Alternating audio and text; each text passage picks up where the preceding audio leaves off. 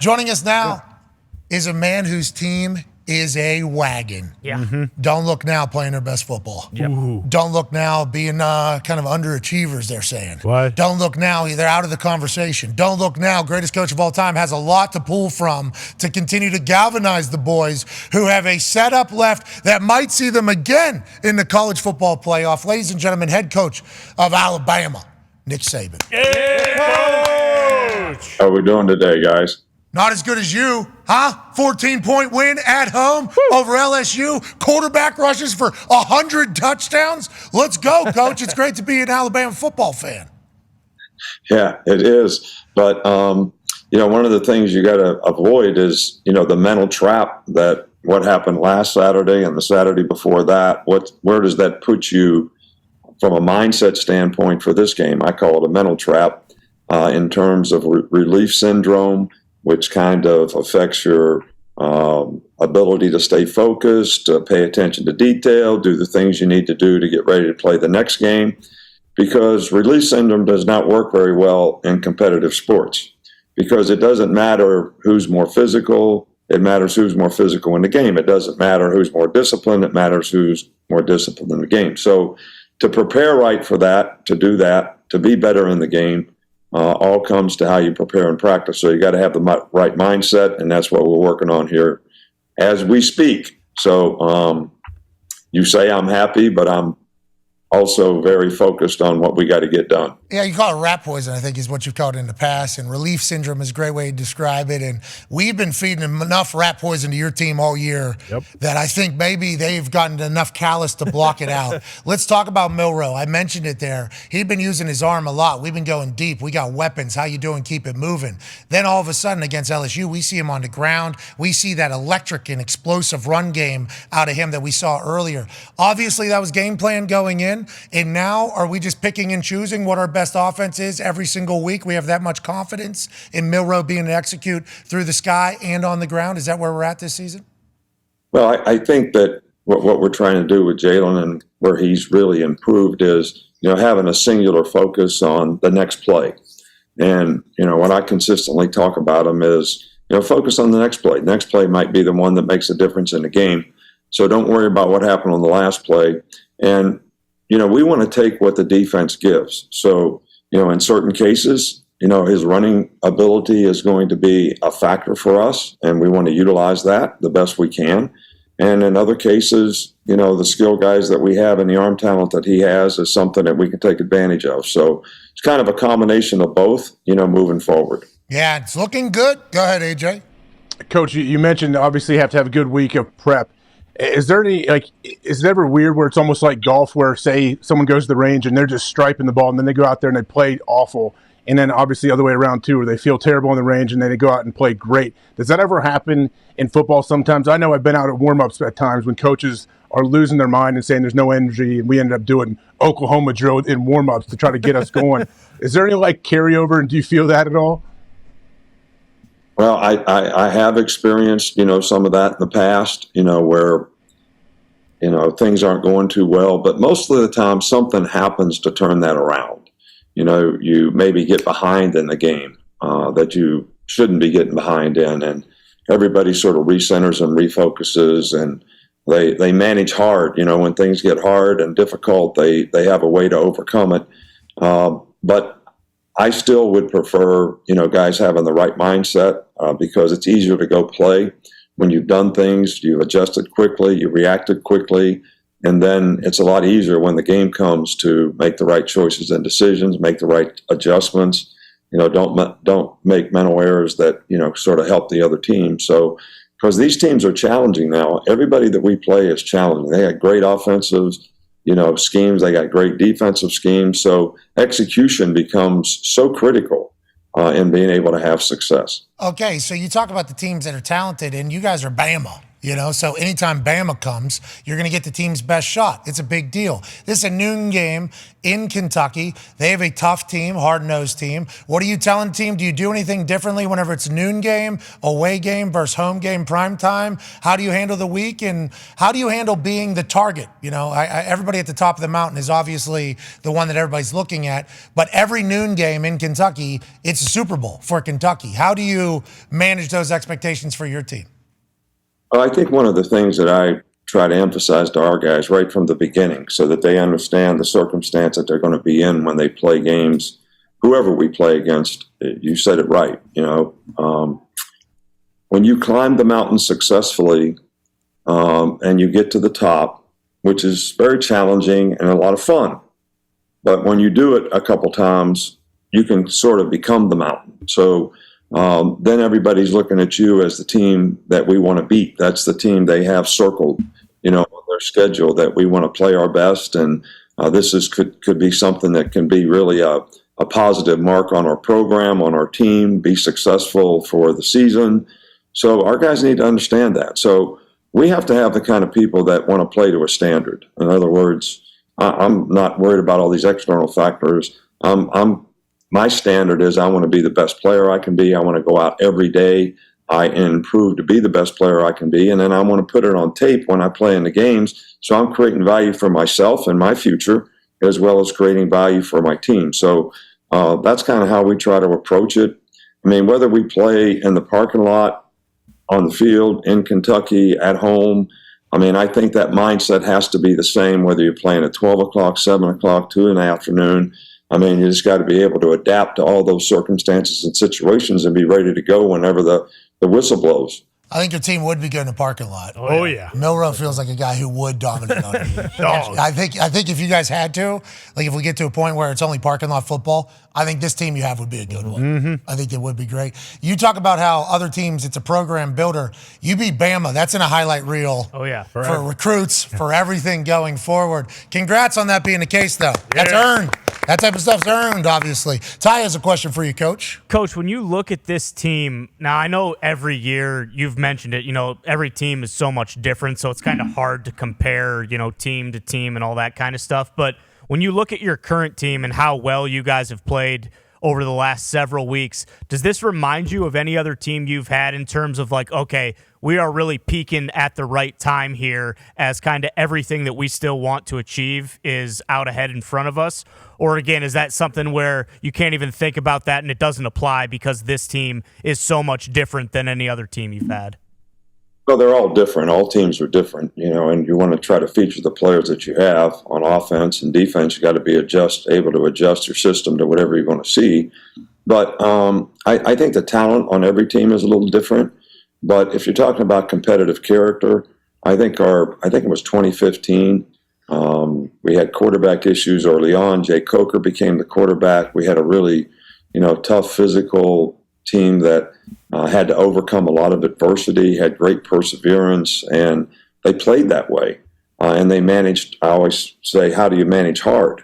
We had a really good team last year, but, in a couple games that we lost, we didn't manage hard at the end of the game very well. We made some mistakes that helped the other team and had to live with the consequences.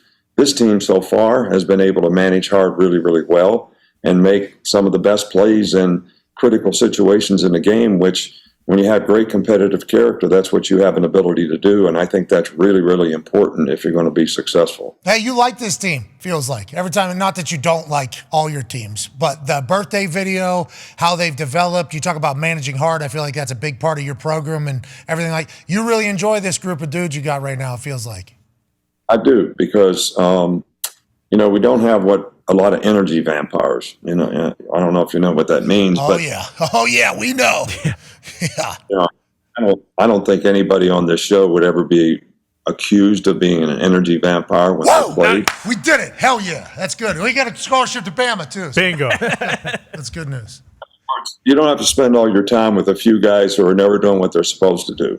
Guys are bought in. They're trying to do what they're supposed to do. They respect their teammates. They enjoy each other, and they play well together. So that's always fun when you have a team like that. Yeah, that's us, guys. Yeah. Hey, team on me.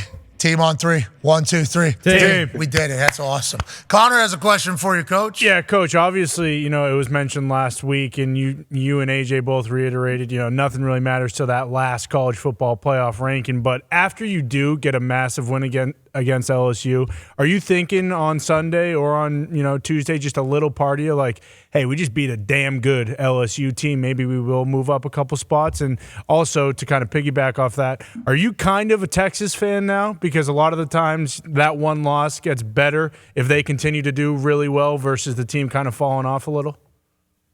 Well, I don't really think a lot about that kind of stuff because if we don't do what we're supposed to do, if we don't take care of business in terms of the next 3 games that we play, if we're fortunate enough to get in the SEC championship game, try to take care of business in that game, none of it really matters. So to focus on each day, each hour that you have and have gratitude for the fact that you have an opportunity to do it and be in this situation. And that's how our players should look at it as well. I think that's what we try to stay focused on. I don't know if I told you guys this, but on Friday I put a circle on the board, and then I put a smaller circle inside that circle. And then I put a rectangle inside the second circle.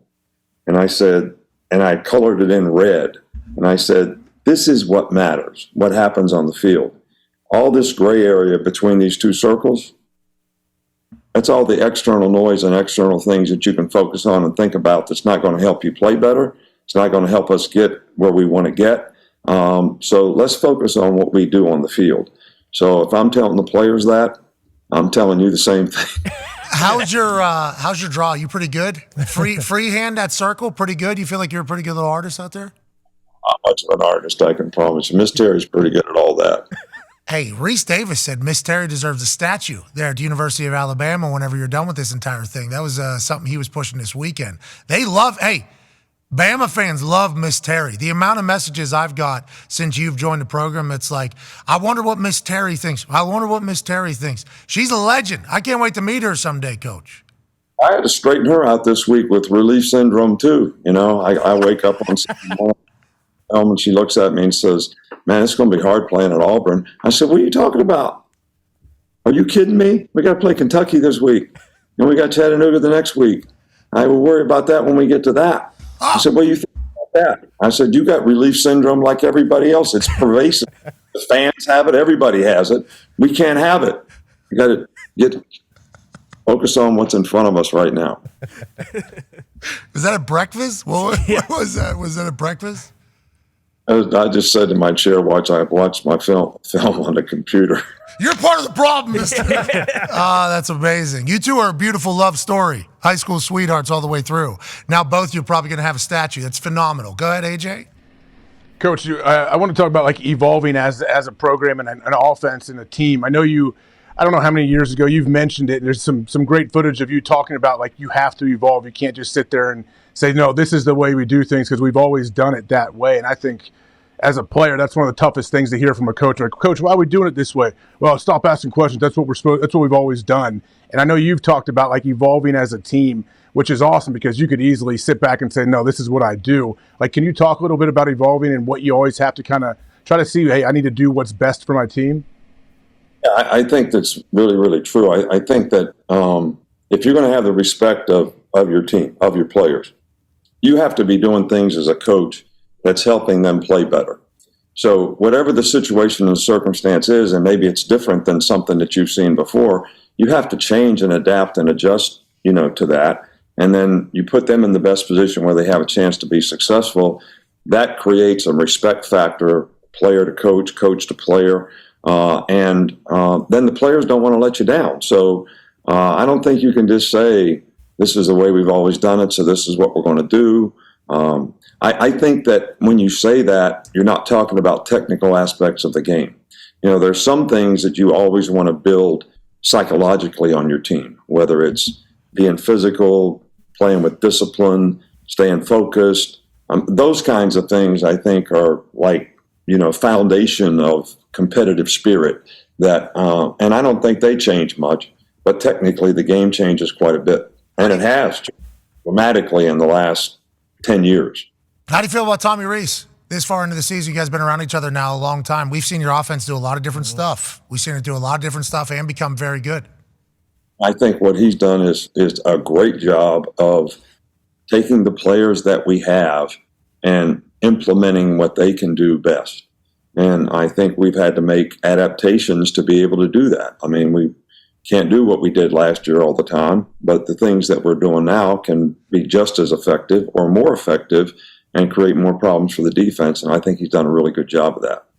Big win over LSU, man. Yeah, massive. That was awesome. We were following along. It was on CBS. We almost got sued. I don't know if you know that. A whole thing happened. We're on ESPN2. We're cutting to your guys' game a little bit too soon in CBS's eyes, but it was electrifying. College football is batting 1,000 right now. Tone has a question for you. Yeah, Coach, after the game, the cameras caught an interaction between you and Aaron Anderson, who transferred from Bama to LSU, and it seemed like the relationship between you two was awesome, and I think that caught some people by surprise just because he was a transfer. How often is it that you have a good relationship with someone who transfers out of the program? Because I think people think that it's always they're transferring because the relationship wasn't good or they were upset about playing time and stuff like that. How often is it that you keep in touch with players that have transferred out of your program and have a good relationship? Yeah, well, I think it's a way of life now that almost all the players have somebody externally sort of affecting how they think. And I think you have to accept that as a coach. You try to do the best you can to tell guys how they can create value, for their future. And I think, Aaron would have been playing a lot of football for us this year. He's an outstanding player. He's a fine young man. We were happy to get him in recruiting. We hated to see him go, but, these things aren't personal to me.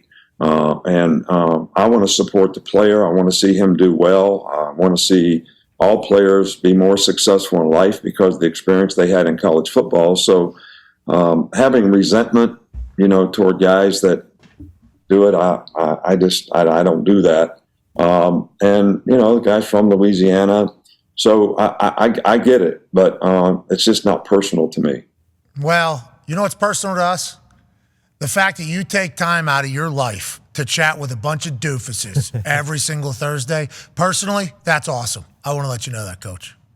Hey, I love it. I love you guys. You guys are football guys. I've said this before, so it makes it fun for me, and I enjoy it. So I thank you for having me. Hey, Coach, not only are you the greatest college football coach of all time, like bar none, this dude's an entrepreneur. Hey, right. Oh, yeah. Hey, congrats on the big, I don't know how much you're a part of that during season, but your business just bought I think $700 million worth of Mercedes-Benz dealerships. Yep. Let's go, dude. Wow. Just a guy from West Virginia, a West Virginia man. The greatest college football coach of all time, also building a car dealership empire. Let's go, Coach. Yeah. Let's go. I have a great partner, Joe Agressi, who is in the car business. So it's everything is in good hands all the time. We got a great team of people. A lot of the things that we try to do in our business is the same kind of things that we do to have success, in football. But I'm not involved in that. I think I've been in our stores maybe one time this year. So I don't dabble in it much, and I have a lot of confidence in the people who do a great job in the business for us. Well, congratulations on picking the right guy to run a Mm-hmm. business. A lot of people try to dabble in businesses and be hands-off, and that money usually goes right into a burning pit of fire. I don't think that is happening for you with Joe Agressi. Go ahead. Coach, just so you know, there's 12 of us here that would drive a Mercedes or Ferrari. If we had to. If we had to. If we had to. It's on you, though. Obviously, take your time. We can take care of it if you need it. Okay. See, he doesn't have to be in the showroom. Nope. You heard that sale right there. Ladies and gentlemen, Coach Nick Saban. Congrats, Coach. Yeah.